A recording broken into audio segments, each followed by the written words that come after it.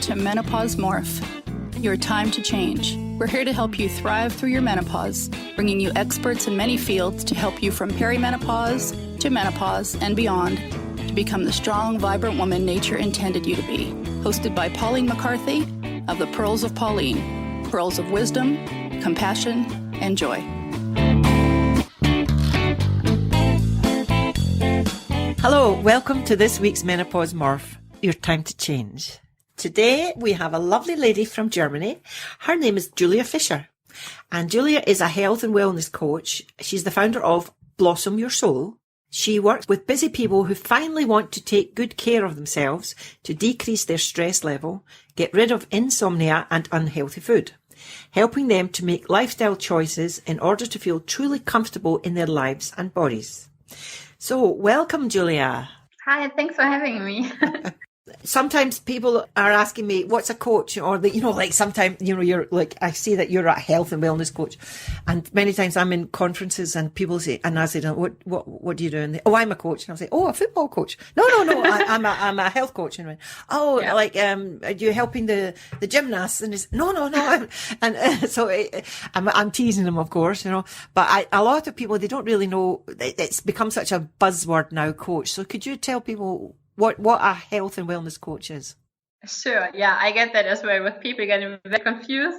So basically, I'm a guide and mentor, and I support my clients through their health journey to reach their goals, help to, that they stay accountable.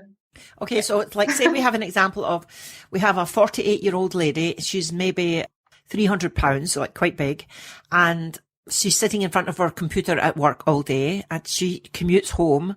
And when she's commuting home, she's eating chocolate bars, because she's hungry before she gets home. And so her lifestyle is quite unhealthy. And then she gets home and basically she's there with her husband and her kids, makes the dinner, and then sits down and watches TV. So how would you guide this lady to a better lifestyle? Well, first of all, I would, so when people start working with me, I give them a form to fill out. It's like, I call it the health history. That just gives me all the information I need to know, or the background if they have mental issues or something like that. And then also a form where they write down their goals. And then I would just have a look about their lifestyle and what is trigger them. I also work with a lot of primary food, so the way we live, the way we surround ourselves, the people we surround ourselves with, and just have a look at that first, because that often triggers the way our food habits, the way we eat, like what we eat, how we eat, or if we take time to eat. You mentioned primary foods. What do you mean by primary foods? So, as I said, the people we surround ourselves with, the way we take care of ourselves, if we put ourselves first or not, and just the surrounding we're influenced by. My question was, you mentioned primary foods. What are primary foods? That's what I just explained. It's like, because we also feed our body with the people we are surrounded by. Okay. Okay. You're talking metaphorically. So it's not like carrots food. And beans and things are primary foods. It's the what we're feeding our soul. Yeah. So basically, that brings me on to you're the founder of Blossom Your Soul. What does that mean? What is Blossom Your Soul? It means, for me, it is important to, no matter what we want to reach in our lives with our lifestyle or our health, the way we want to look, it all starts from our inside. And so the way we feed our souls or our minds, and when we got that in place, then everything else will fall into places as well. Do you find a lot of people don't realize the connection between spiritual improvement and health? Yeah, a lot of. And I was the same actually a few years ago. And that's now what became my passion, to actually help people guide through that and just, give them a better view and a better perspective, that it's not just only the food we eat, but also, the people we are surrounded by, the way we live, we act, and the way we think. You're quite young, Julia. Can you tell us how old you are? I'm 26. Yeah, I remember when I was 26. I remember when I was 26 twice. So you're quite a young lady, and you've gotten into this to help people. So what really led you into that field of work? Well, because I was struggling with a lot of issues myself in my teenage years and my late teenage years as well, like eating disorders, binge eating. I struggled with insomnia. I had no self-esteem, confidence. And when I just figure out how important that is and how to get to the stage of, just learning to listen to my body, learn to love myself, and that I'm worth something, I just wanted to help people achieve the same and show them they are not alone on their journey. That's quite important. Like sometimes I say to myself, okay, Pauline, you're going to start this new exercise course. You're going to go to the gym twice a week. You're going to go swimming pool exercises. And I do it for about 2 weeks. So are you making people accountable? Making a plan for them and then sticking to it? Yeah. And so if I was doing it and then it was like, my goal was to do this gym twice a week, which I hate going to the gym, by the way. I like gym. Oh, let's not go into that. No, my husband's name is Trygve, not Jim. Okay. Fair enough. But I had a boyfriend called Jim when I was a teenager, but anyway, wow. That's a long time ago. I'm being silly. Yeah, so I've got this goal to go to the gym twice a week, and it's Thursday, and I've got a meeting with you on Thursday night on Skype, let's say. And I haven't been to the gym, and I was, oh my goodness, I've got to go and report to her that I haven't done it. And then, so I feel kind of embarrassed that I haven't done it. So it's like, okay, I was going to do this report, but instead of doing that report, I'll go out and go to the gym. So do you find that you're helping a lot of people stick to their plan? Yeah, because I'm the same. Like when I tell a friend I'm going to do X, Y, Z this week, it's more likely I really do it than when I just say it to myself, yes. Because I have to kind of prove it to someone that I did it, mm-hmm. And that really helps. And then together, if you haven't done it, we can find out why, mm-hmm. and how it is going to happen next week. Yeah.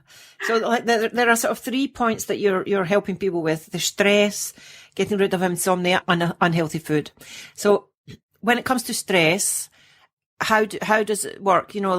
They say when the oxygen mask comes down in the airplane, they'd say for the adults to put it on first before they help the children. So are you helping people like that? Can you give us some examples of how you're helping people cope with their stress? Sure. Well, as said before, I first would have a look about what's causing the stress. But the first advice I can give to each and every person, no matter what state, is to breathe. Just close your eyes and breathe for a moment. That really makes a difference. We so often forget to breathe. Mindfully breathing. Mm-hmm. That this really helps. And then, put yourself first. I love telling my clients to create minimum standards for them. So minimum standards for each day, each week, each month, and maybe each year. That can be as little as having your favorite cup of tea every now and then, arranging some flowers for yourself nicely on the table. So nothing is too small as long as it comforts your soul. Yeah, when you're talking about tea, I'm a tea Jenny. Coming from Britain, we drink a lot of tea. And in my cupboard, we have maybe 15, 20 different types. But my favourite one is orange. But I don't take it all the time. I only take it on special occasions. I take it, when I'm stressed and I'm too much to do it. And then I say, now is time. I'm going to take time for my orange tea. And then the kids see me taking the orange tea, and my husband to see me taking the orange tea, and it's like, don't bother her, leave her alone, And I'm just sitting, relaxing, enjoying, not gulping it down, but just sitting, relaxing. Yeah. And then other times I'll go for a walk on this. I'm very, very lucky. I live here in Iceland. I'm living 4 minutes to the sea. I've timed it many times. And I walk down, and when I'm looking out the window here and I can see the road that I walk down, and there's a beautiful sort of cove that they've built in to stop the wind. And you can look out at the sea, and I'm there breathing. And sometimes people are walking by and they're seeing me going, they're thinking that crazy foreign woman. One time I even saw a whale in the ocean. It was like, oh so amazing. And I'm looking and staring, and people are looking at me and like, what's she looking at? And then for them, it's just like normal. But for me, it was like my first time, it's like, whoa. And they're going, she must be a foreigner, a tourist or something, But it's like, it's the small things in life that can help us de-stress. And I think when we're going through stress, if we have like a bell in our head that says ding, ding, ding, ding, ding, ding, you're going to explode, calm down, go out, take your tea, or have some kind of ritual where you can de-stress. Yeah, exactly. A friend sent me this thing. I've got it on my Facebook page. It's like a graphic, and it says, when you're stressed, breathe following this, and it's this thing that goes, yeah, and you breathe and you go,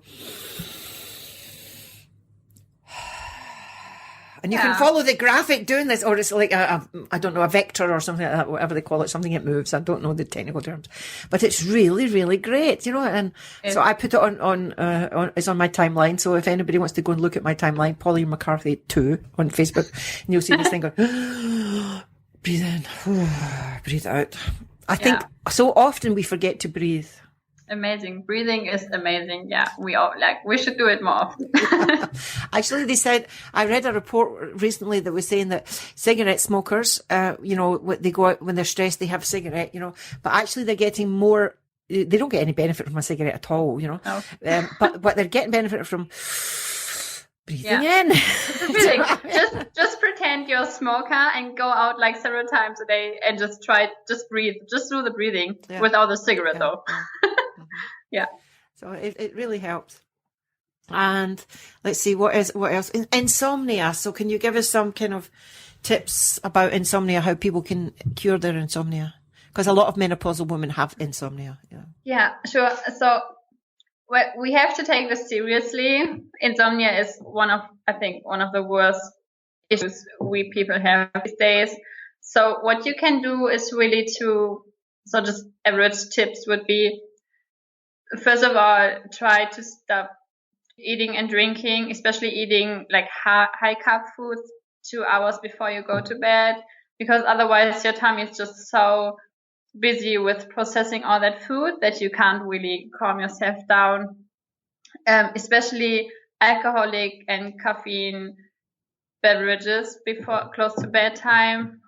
Then also light exercise and fresh air is great. So even like half an hour walk around the block can do amazing things. Get more neutral light is great, especially when you're stuck in the office all day long. Try to get as much natural light as possible. Maybe spend your lunch break outside or get closer to a window maybe. And then what really matters, create a bedtime routine, like switch off all your lights maybe half an hour before you go to bed, light up some candles, switch off all technical stuff, especially mobile phones and TVs. Yeah, I've been doing a lot of research recently about, the blue light that's coming from computers and phones is keeping people awake. It's not like helping them. I think it's melatonin that they need to sleep. And if it's a red light, that you would get from candles or like an open fire, it's more calming and it helps our bodies begin to shut down for sleep. And my son, he's a tech geek, and he was telling me that because he's on the computer all night, doesn't go to bed till 3 or 4 in the morning sometimes. And I kept saying to him, this is damaging your brain and you're not being able to sleep, And then he showed me he's got an app that makes the screen go orangey. That helps, Yeah. And he's got glasses that wears the glasses that makes it yellow or orange or something like that, which I suppose I think the best thing to do is what you were saying, is to cut it out altogether. But if you were like on a deadline or something, like say you had some report to put in the morning and you had to do that, they could use those apps. That would help in a sense. I feel a bit, should I really be talking about this, because they should be doing the right ritual? But I think it's good for people to know that does exist in case they're on an emergency and they need to work late.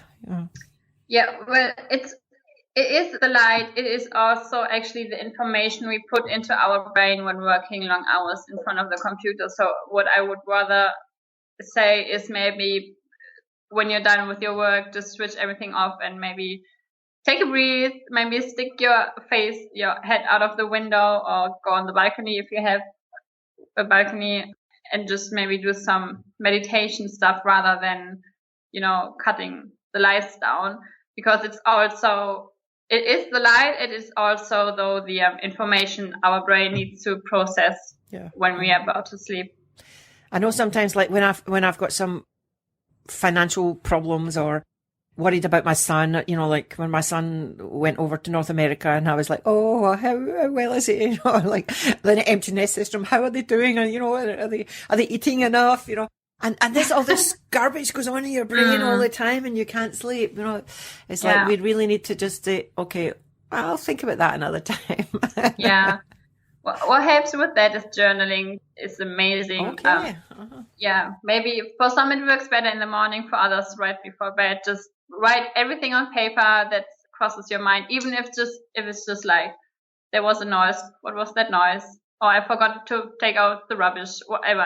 But it helps a lot. Yeah. So basically, you're emptying it onto the paper so that your mind is calmed to go to sleep. Yeah, that's a great idea. I think I'm going to have to start doing that because I've got this. My memory loss is not as bad as it used to be. It's really improving very much with all the help. Experts that I've been interviewing, they've been giving me lots of advice. But still, at night, I'm saying, oh, I forgot this, I forgot that, so I've got a little pad where I say, I have to do this and I have to do that, Sometimes I forget where I put the pad. So here, the last one is you were talking about unhealthy food. That's a sticky one, isn't it? It is, yeah. Because recently I've been reading a lot of these. I read this book by J.J. Virgin about the sugar impact. Yeah. Mm-hmm. And the sugar seems to be the big topic now. It's like, it's the, I can't remember the lady's name, but she gave this amazing description of, like she said, sugar works on the brain the same as cocaine. And they gave these experiments with rats, and the rats would just eat the sugar until they died, basically. They wouldn't do anything else if you just constantly gave them sugar. And she was saying, when you think about sugar, what it is, it's from a plant, it's been refined, and it's brought down into a fine white powder. And she says, what is sugar? It's taken from a plant and refined down to a fine white sugar. And flour, it's taken from a plant and refined down to a fine white powder. And she says, they all work on the brain the same way. Yeah. And it was like, oh my God, I'm a drug addict. I'm taking all this sugar and wheat and flour and stuff, Mm-hmm. So, actually something we should take serious. When I was talking about the sugar thing to my parents last year and saying, what, sugar is actually more addictive as cocaine, or is it like as bad as cocaine? They were like, yeah, sure. No, well, like it's legal. It can't be that bad. It's legal. But it is hidden in so like 90% of the food we're putting into our body, even foods you're like, why is there supposed to be sugar in there? So yeah, we really should take that serious and find some alternatives and maybe eat some more sweet vegetables throughout the day. So maybe put some extra tomatoes on your plate, cook with sweet potatoes, drink more water, something like that. Really helps with sugar cravings and sleep as well. For me, it's quite difficult because I have a souvenir candy company. I'm surrounded by candy all the time. But I am planning to sell it maybe in 2017 because I feel like a dichotomy, like I'm selling this sugar. It's like I feel like a drug pusher. It's like, buy my candy, take my sugar. And then on the other hand, I'm saying like I'm helping menopausal women get healthy. It's like what? Yeah. Kind of a dilemma, right? So it's like life can be full of contradictions, can't it? Yeah. So it's been really nice talking with you. And if people want to get in contact with you, you're based in Germany. Sometimes you're in Britain as well. Is that right? Yeah. Okay. So I'm traveling back and forth. England. Yeah. So if people want to get in contact, if they want you to be there to coach, so you can give them a kick up the backside and say, keep on track and don't do this rubbish things that you're doing, do the good things. So how would they get in contact with you? So I have sessions taking place online, so it doesn't matter in which part of the world they are, and they can contact me through either my social media or my website, or send me an email directly. Okay, so you're on Periscope. What really is Periscope? It's quite a new thing. Can you explain that to us, what Periscope is? It's great, actually. It's an app. You have to download it on your phone, and it's live streaming. So basically, I would put the camera in front of me and talk about something, and then people can join and just, ask questions while I'm talking, or just give feedbacks. You can give hearts. It's really amazing. Uh-huh. And so they go into that, and your handle for Instagram is at Blossom Your Soul, and that would be the same then on Periscope if people were searching for you. Yeah, right. It's the same everywhere. And it with Periscope, is it record? It's live, but then can people see the recording of that later on? It's up on Periscope for 24 hours, and then there's a site that's called Catch Me. So catch with a K and .me, and then they can just then all the replays from all the live streaming I did are up there. Okay, and your Facebook is Blossom Your Soul, yeah? Yeah. I'm writing this down. And what else is it? You have a website, Blossom Your Soul. I do, yeah. We're blossoming. Blossom Your Soul everywhere. So, Julia, it's been really lovely talking with you. And if I'm ever in Germany, I'm just going to come over and visit you, and you can kick my backside and say, have you been doing your exercises? Stop eating that sugar, you silly girl. Yeah, that would be lovely. Not the butt kicking, but anything else. Yeah. So thank you very much. And as usual, everybody, we have to say we're not giving out medical advice. If you want medical advice, please go to your medical practitioner. And we'll see you on the next episode. Bye for now. Bye. Julia. Bye. Bye. Thank you.